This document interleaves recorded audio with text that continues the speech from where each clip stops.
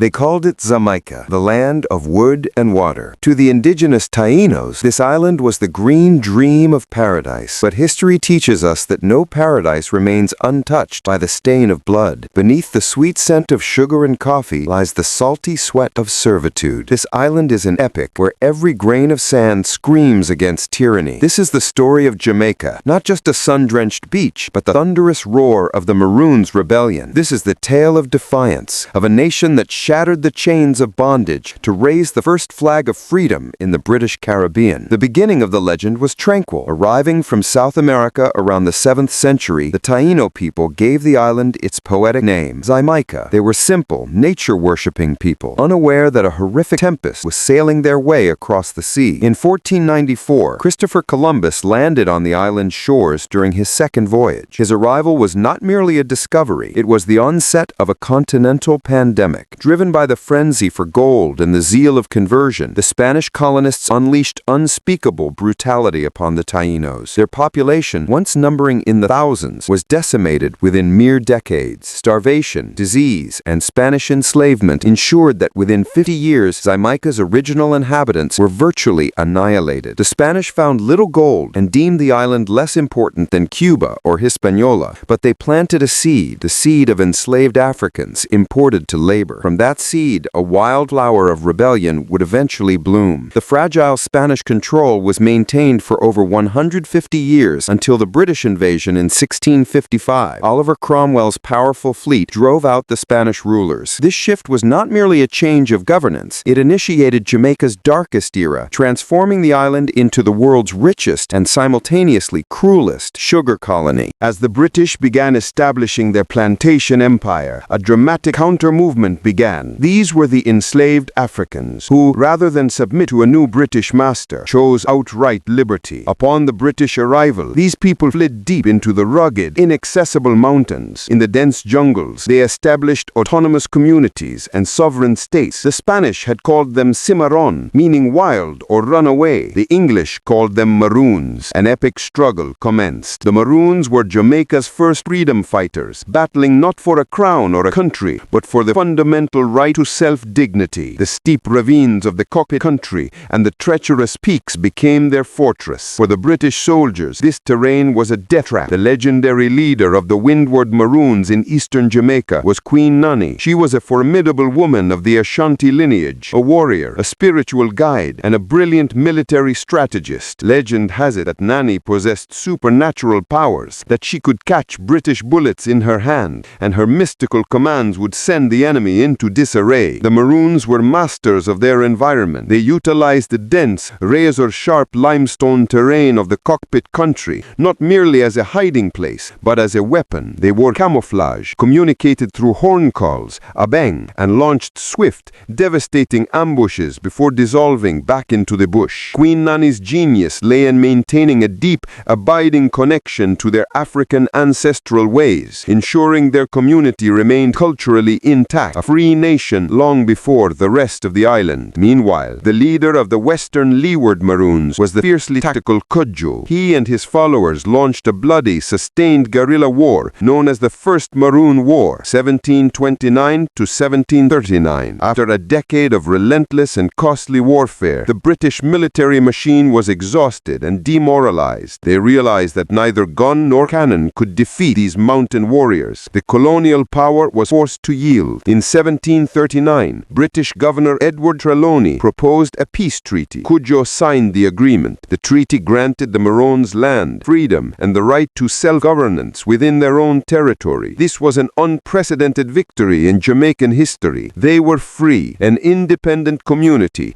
existing within the heart of the British Empire, a powerful, enduring symbol of the spirit of freedom. The century following the Maroon Treaty marked the peak of the Jamaican sugar economy. The island became the jewel in the British crown, a crown bought and paid for with the lives of hundreds of thousands of enslaved Africans. The plantation was a meticulously designed machine for human exploitation. The enslaved population, many of whom died within the first few years of arrival, were worked under the relentless Caribbean sun in the sugarcane fields, a crop that demanded backbreaking continuous labor. Overseers maintained order through terror, but the spirit of resistance first kindled by the Maroons could not be extinguished. extinguished. In 1760, the fire of rebellion roared again with devastating ferocity. Tacky's Revolt, also known as Tacky's War, was the most significant slave rebellion between the Maroon Wars and the 19th century insurrections. Led by Tacky, an esteemed chief of the Coromantee people, the revolt was meticulously planned for the Easter holiday, aiming to overthrow British rule and establish an African-led government. Though brutally suppressed, Tacky's revolt sent a clear message. The system was built on a fragile foundation. Decades later, the Baptist minister Samuel Sharp would ignite the final major rebellion before emancipation. Sharp preached that true liberty was God-given and could not be withheld by man. In 1831, the Baptist War began, initially conceived as a peaceful strike, but quickly escalated into a violent uprising involving thousands. Sharp's sacrifice proved conclusively to the British Parliament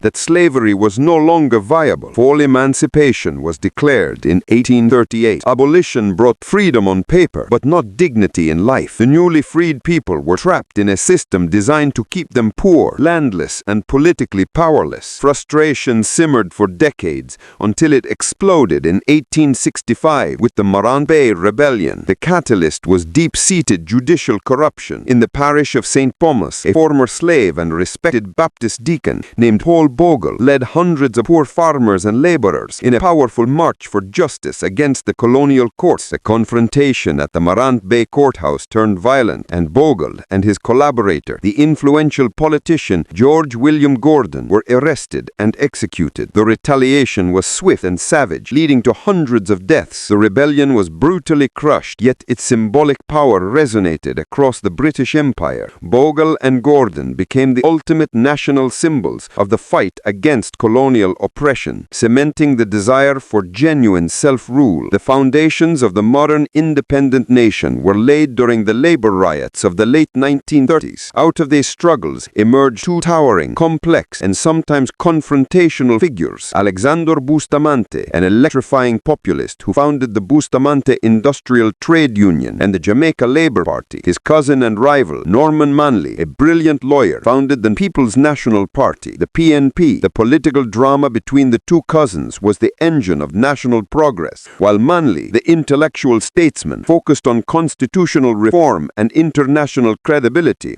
Bustamante, the fiery labor leader, used his immense popular appeal to champion the economic rights of the masses. Their rivalry, often bitter and highly personal, created the two-party system that ensures robust democracy in Jamaica to this day. They led the charge for greater autonomy and forced the British to introduce universal adult suffrage in 1944. They participated in the tumultuous West Indies Federation project in 1958, but regional conflict led to the Federation's collapse. Manley, accepting the democratic will of the 1961 referendum, announced, "We are marching on to independence." The final chapter of this wild history was written on August 6, 1962. Jamaica became the first English-speaking country in the British Caribbean to achieve full independence. The flag, black, green, and gold, was raised, symbolizing the difficulties, the lush landscape, and the golden sun under which the people would live free at last. The legacy of this wild history extends far beyond its shores. The deep rebellious spirit born in the hills and sugar fields found its ultimate expression in culture, from the defiant rhythms of ska and rocksteady to the global spiritual and political message of reggae. Jamaican music became the voice of the struggle against oppression worldwide. The island, forged in fire and freedom, continues to punch above its weight, projecting a powerful,